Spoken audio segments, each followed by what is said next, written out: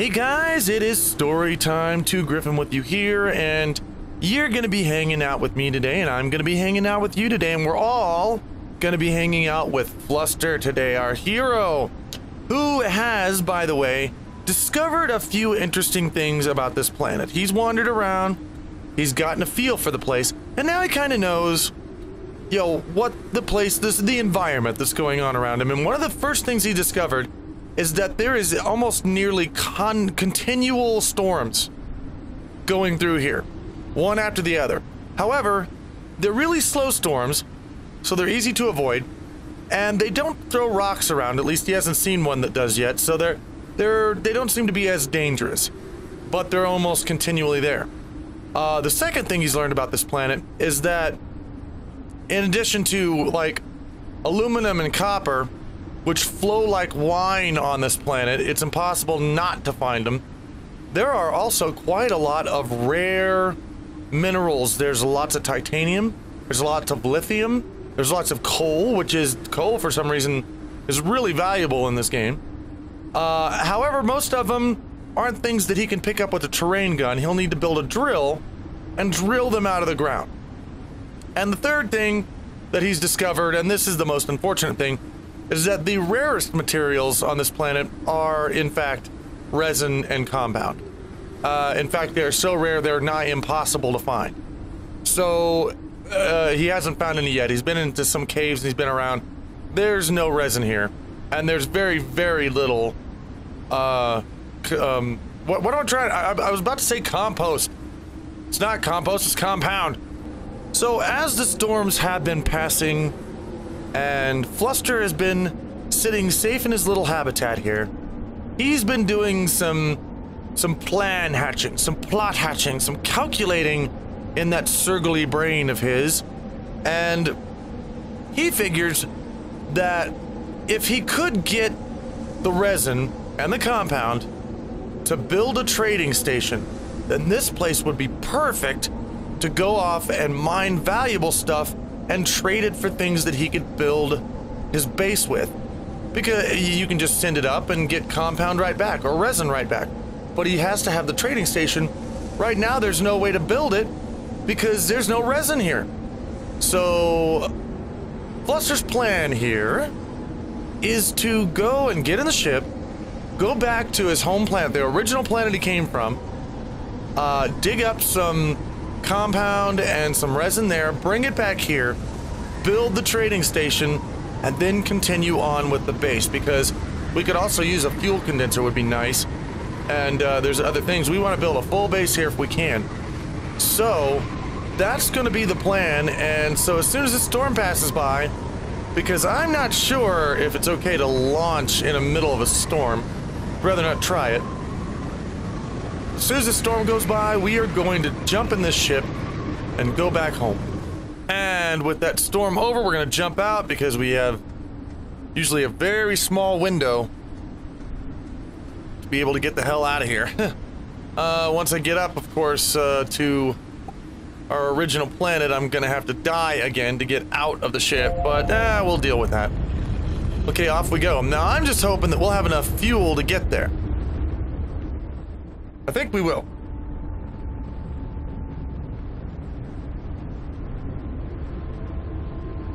Okay. Now, let's go out here. Where is our original planet? Oh. Goodness. Don't tell me I'm lost in space here. I think that's it.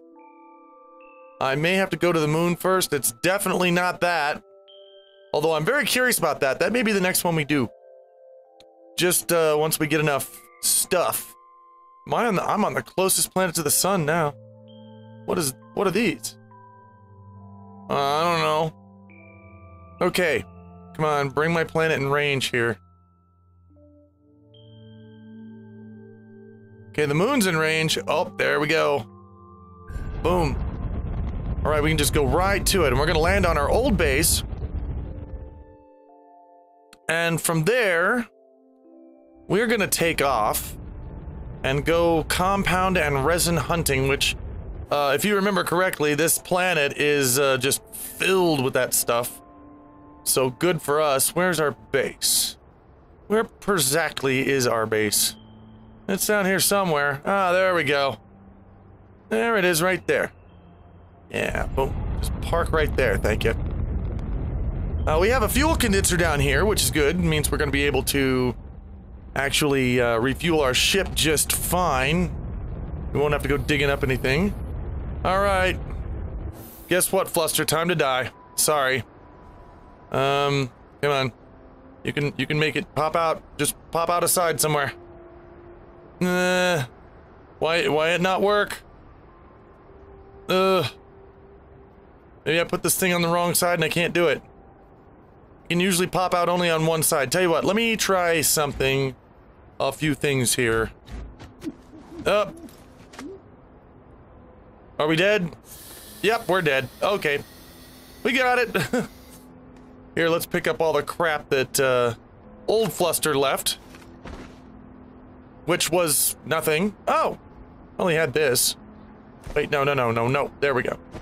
Yeah, because I knew he had copper. Yeah, copper for me. There we go. Sorry, dead Fluster. It was necessary. At least for now. Hopefully sometime they'll fix that.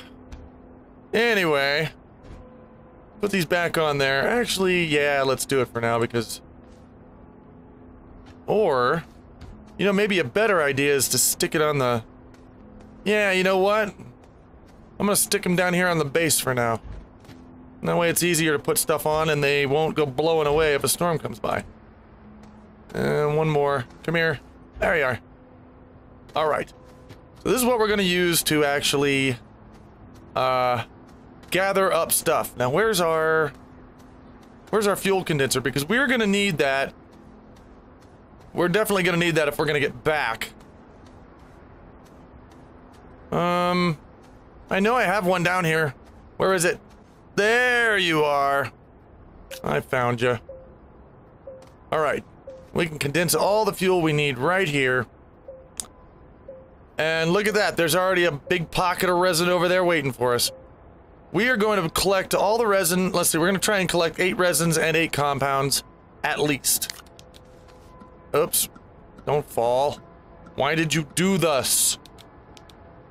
I'm going to collect a few things. I'm just going to run over here and grab this. I mean, I don't need to be on life support for this. There, just grab it. Oh, that's oxygen. I don't need oxygen. No. I thought that was resin. I was wrong. Okay. So, we're going to go off. We're going to take our truck. Where's the big one? I know I left a big truck here. There it is.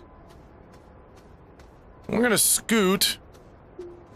We're gonna go and collect ourselves some good stuff to take back with us. Yeah, there we go. Let's find nice place to dig. Let's see. I see some compound over here. We'll go over here and get this compound. So, you know, when you get to be my age, you will have, at this point, lost friends and family members. They will have died.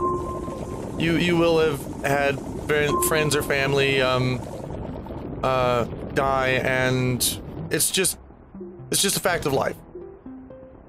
Now, something that I thought I'd talk about today is, well, it's interesting because you never get used to losing friends or family. It's not something that you're ever okay with.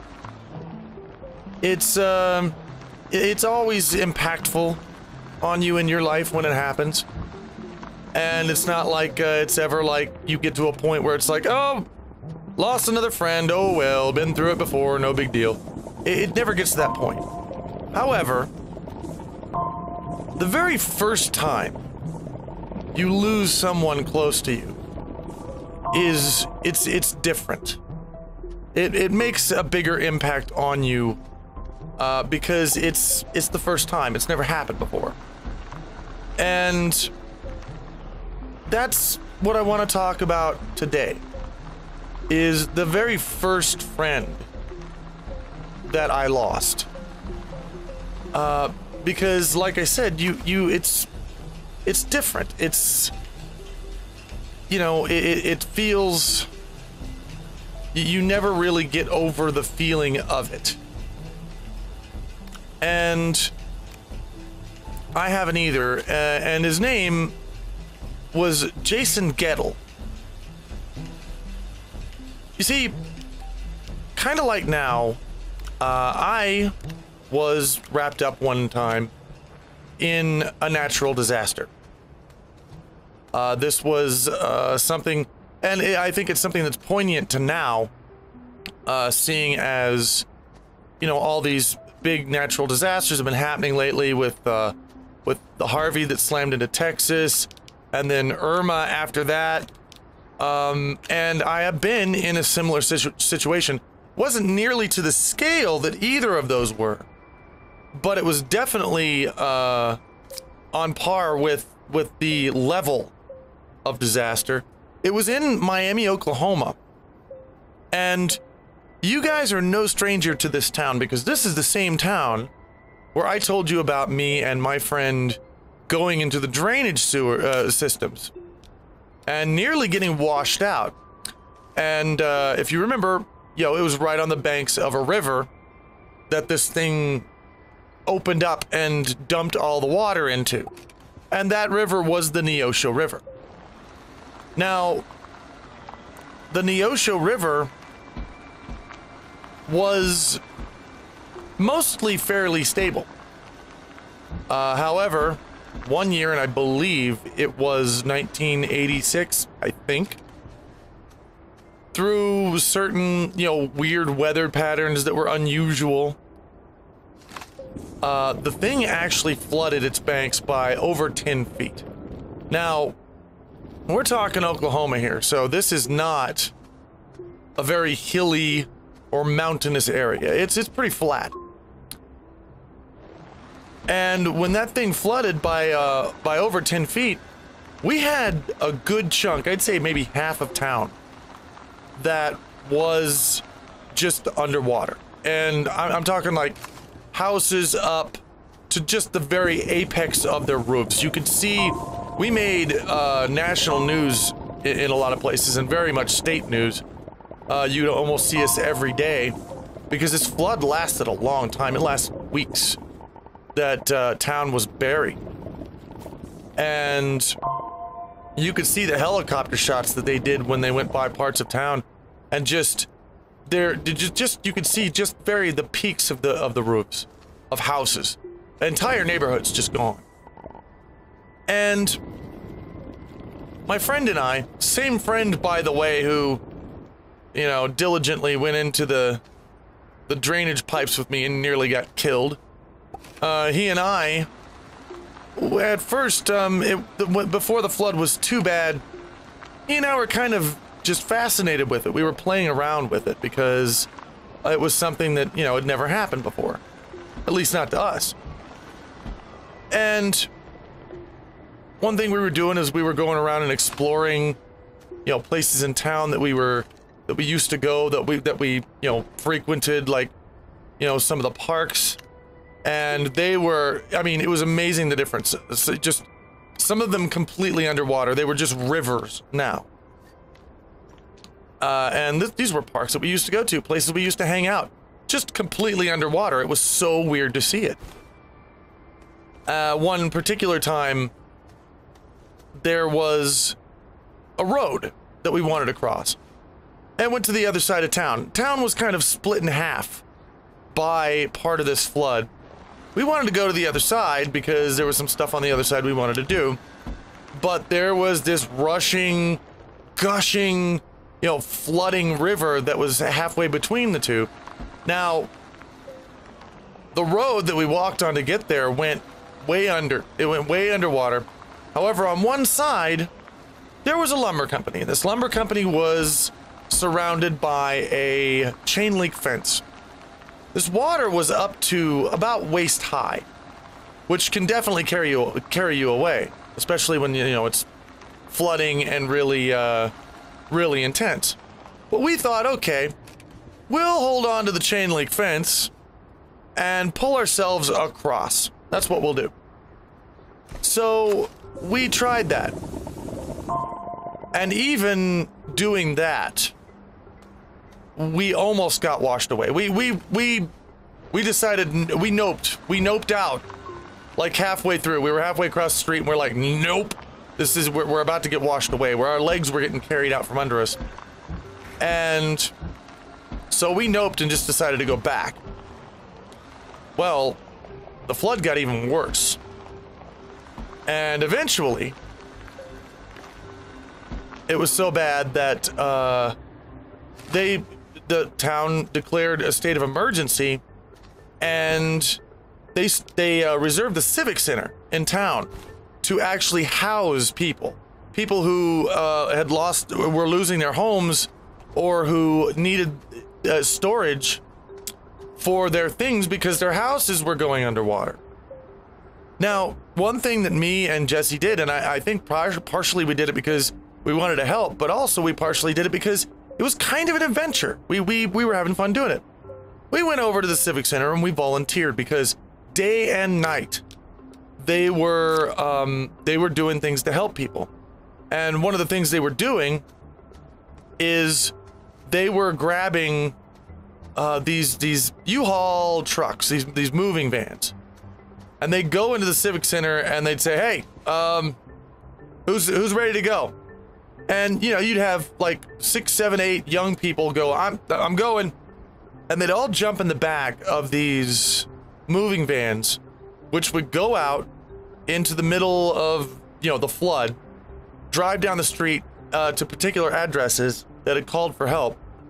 And, you know, with the water rising, you know, in the house and everything, and the 5, 6, however many, you know, strong young men in there would jump out, and they'd rush in the house and start taking furniture and valuables away as fast as they could, putting in the back of the truck, slamming the door down, and GTing FO back to the Civic Center, where they put it in there, along with a tag to, you know, identify who it belonged to. And they were doing this day and night, 3 in the morning. And one thing that was really cool is that they had cots laid out for the volunteers where you could go to sleep. They always had like donuts. They would bring in fresh breakfast, gravy and biscuits, and you know, eggs with a ham steak or whatever. And you could get coffee in the morning. They gave you everything you needed to be able to be at least partially comfortable and continue going on. And so me and my best friend, we practically lived at the Civic Center. We were having so much fun just helping other people, and we were getting really involved in it. And as the flood got worse, which it did, it became a record flood. It was very devastating. I remember after it, going back to parts of town, it took a long time for the town to recover. I remember the movie theater finally reopening. It was in the flood zone. And I remember the first time we went back in there to see the first movie we'd seen since it reopened. The thing actually, there were water lines on the screen, on the movie screen, from where the water had come up to, and it was amazing. Everybody in the audience would have been underwater, except for maybe the last couple of rows. It was creepy to think about while we were watching that movie, is that the water was up to there. And so, you know, some of the old convenience stores opened back up. They still had some sludge in the, you know, the bottom and the floors where they hadn't quite got it all cleaned up yet. It was pretty crazy, and it was nothing like we'd ever seen before. However, one very, very poignant thing and very powerful thing that happened was that during the flood, when it was nearly at its peak, our friend Jason Gettle was going to go over and stay with his friend, who was on the other side of town. He was on the other side of town, you know. There was a big flood between his side of town and his friends. Now, we knew, come on, gather some sun there. You know what, while that's doing that, I should go push this button to get some more fuel. We knew he was going there because he talked about he's going to go over there and spend the night with him. And we knew the direction he had to go, and we knew that he had to go past that flood, pretty much the same place where we went. And some really interesting things that they don't show on the news happens during floods. And it's little things that people don't talk about. Maybe they just don't notice it, or it just doesn't seem, you know, very important in the scheme of a huge flood, and you're in the middle of that. It just doesn't seem like something that's terribly important, but you see strange things in a flood. Like, you know, we would be standing there and we'd be watching the floodwaters go by, and you'd see a piece of styrofoam, like something from, you know, one of those old ice chests that you buy at, you know, Walmart for, you know, $5, and you go and stuff it with ice and beer and whatever. Like a chunk of styrofoam. And on this chunk of styrofoam, it just was thousands of bugs. Like, just all different kinds too. Spiders, ants, grasshoppers, and they're all, it's just like covering so much this chunk of styrofoam that was just black with them. You couldn't even, you could barely see what they were standing on, floating down the flood, you know, the river, the floodwaters. Because as the waters slowly came up, the bugs, of course, are trying to stay ahead of the water, and they eventually wind up on the only floating thing that they can find. Oh shit, there's a storm coming. And the storm's here, do throw rocks. Crap, get in there. Oh. Okay, ooh, barely made it. Oh my gosh. The storms here sneak up on you. On the other planet, it takes them forever. I mean, you can see them in the distance like forever before they actually get to you. Okay, we're safe. Let's wait for this storm to go by. Oh, there it goes. Goodbye, storm. So, yeah, everything you can see that can float is covered with spiders and ants and things that were just, you know, instinctually trying to preserve their own lives by getting on the, you know, the highest nearest thing that was floating. And that's a really weird thing to see. And you also want to be careful of the trees, because in the trees, pretty much the same thing happens. Bunch of bugs, but there's also things like snakes and cats and anything that can, you know, climb a tree, going up the tree to avoid the rising floodwaters. And that's also something that you know, you just don't think about until you see it.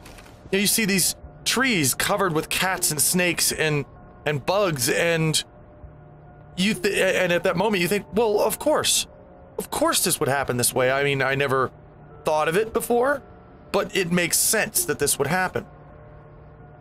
So in the middle of all these bugs and snakes and things that were climbing up the trees and getting away, our friend Jason Gettle decided to go over to his friend's house, which was on the other side of the flood. And so we're like, all right, you know, be careful, say hi to him for us. We didn't really think about it much.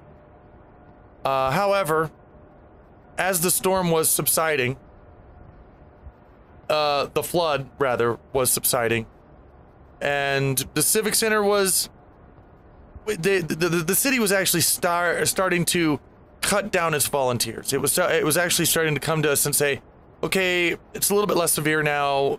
We don't need all you guys here. So you've done a great job. Here's a good last meal. And they gave us this big barbecue beef meal and said, look, take this. It was great, you know, having you. You guys did a wonderful job. You should be proud of yourselves. Go home, get some sleep. We know you busted your ass and you deserve it. And around about that time, we started having friends calling us saying, have you seen Jason? Well, the last time we heard from him, he was going to go to visit his friend, which was on the other side of town, the flooded side of town. And everybody else said, yeah, that's the last we heard of him too. apparently, his friend that he was going to see started calling around and saying, hey, wasn't Jason supposed to be here? Well, eventually it turned out, and this drama rolled through pretty quickly because suddenly his parents were calling around. His parents were calling us, saying, where's Jason? We would tell them the same thing. You know, the last place we heard of him was from here. And about a day later, Jason was on the news. He was missing, and they were searching for him. They were dragging nearby rivers, and they were hoping to find him somewhere. He had been apparently carried away by flood waters, at least the news said so. And they were looking for him. And to this day, many years, decades later, he has never been found. They never found his body. He's obviously been presumed dead for years. And I imagine that's what happened. I don't think in the middle of a flood like this, he decided to use this as an excuse to run away from home and start a new life somewhere. He wasn't an unhappy kid, and he liked his life, so I don't think anything like that happened. By the way, just sitting here waiting for the sun to come up so I can recharge and go home. But in any case, yeah, after a couple of weeks, it turned into missing and presumed dead.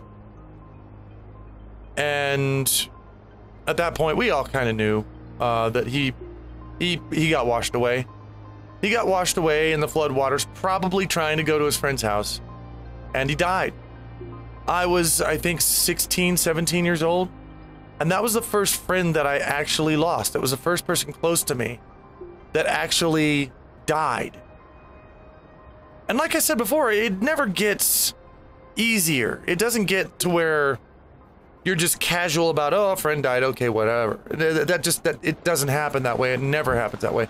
But the very first time feels surreal. Because you know people die, and you know it happens, but until it happens close to you, it never really sinks in that, yeah, this really does happen. And when it does sink in for that first time, and it brings it all home and makes it real, you kind of have to take a step back and go, whoa, damn. And you get a big dose of reality that you can't ignore. And that is, that's kind of a crazy thing to have happen. It's a little bit weird. Hey, let's punch this. Let's go over here and drop off this compound somewhere here. Because, you know, may need it sometime when I'm back here. Where did I used to put my compound? Wasn't it over here? Ah, well, it is now. There. Extra compound. Yeah, or should I bring the extra compound with me? You know, maybe I should bring it with me. It's not like there's any such thing as too much compound. I'll bring the compound with me. I've got a third storage. Yeah, wait. Yeah, here it is. Right there it is. In fact, I may even go and grab that little bit of resin I saw over there left and put that in here too. Just cuz, you know? Alright. Why aren't you charging? Oh, because your thing isn't facing the sun. That's why you're not charging. There we are. Much better. Now, I know I saw a big bunch of resin over here somewhere. Is this it? Well, this is some of it. Okay. Just grab some of this. See what we got here. 2. I think 2's all we're gonna get out of it. Yep. Well, that's enough for now. A little bit extra, right? So let's go put this in the ship. Or on the storage, rather, and then on the ship. Anyway, guys, I love to hear your stories on this kind of subject. I know it's not the most pleasant thing to talk about in the world, but I think it's sometimes necessary to talk about it. Sometimes necessary to get it out in the open, because losing a friend, losing somebody you care about, that's something that can affect you. It's something that can, you know, it's something that'll be with you for the rest of your lives. And the way it affects you affects who you are as a person. And it's important. So tell me about your stories in the comments below. If you have anything, you know, anywhere remotely similar to what I've been talking about. And let me know what your perspective on it is. I mean, one of the things it did do is it kind of freaked us out a little bit, knowing that we had just recently tried to cross the same place, you know, in the same flood in practically the same area of town, and decided not to do it because apparently, you know, we got it in our head. It's like, holy crap, you know, Jason died doing that thing that we almost tried to do, that we almost did. And that became a little bit of a thing. We're like, oh dear, that's a little bit disturbing. Yeah, oh, come on. Let's refuel the ship. Bonk. You know what? Why am I just picking these off one by one? Here, give me all of these. And even if I don't use them all, I'm still gonna keep them on the ship so I can have them later. So yeah, dump that in there. Okay, dump that in there. Dump this in there. All right, we got 2 extras. That's cool. We're gonna take this. No, not the resin. We're gonna take the storage. We're gonna put this on the ship as well. All right, we got a full load, guys. We're gonna go back, and we're gonna build ourselves a trading station up there on that crazy irradiated planet with all the interesting minerals. We're gonna do that in the next episode and see what happens from there, guys. I hope you enjoyed the story today. I hope you enjoyed hanging out with me and telling you a little bit piece of my life, you know, and I enjoy it when you tell me little pieces of your life as well. So yeah, just, you know, talk to me. Let's have a conversation down there in the comments. And until the next story time, guys, take care.